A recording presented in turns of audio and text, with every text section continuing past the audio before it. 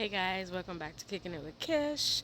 I have my bonnet on, so we're not in the garden, but I wanted to come on here to talk about one specific plant and give it its own little shine and its own little journey because this is the first time. It's the first time I'm planting a lot of different things, but this one in particular, I'm very anxious to taste. So it is the kumquat.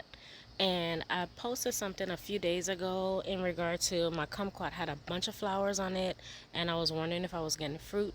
And all the flowers came off, and I didn't see any fruit. But right now, it looks like it's flowering again. So let me show you guys what's going on. So I sprayed it with some surround clay, but look at this one right here.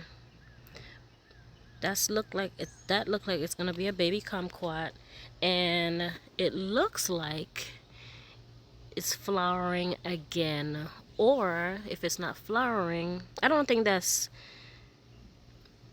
in the actual fruit at the moment. I think that it's flowering again because all the flowers had fall off. So like I said, I'm giving my kumquats its own little series. So marrow me. Kumquat, I know I'm butchering it. Um, but yeah, I'm very curious to see how that one is gonna do.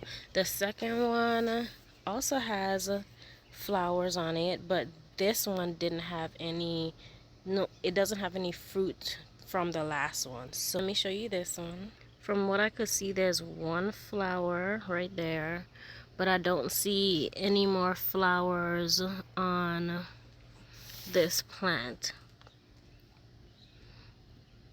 And I don't see any fruit, but needless to say, the kumquats are growing, and we hopefully should see some fruit.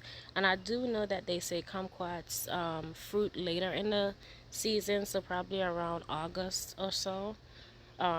We should see something. So thumbs up for the kumquats. Let's go. Thank you for kicking it with Kish on this mini series of kumquats.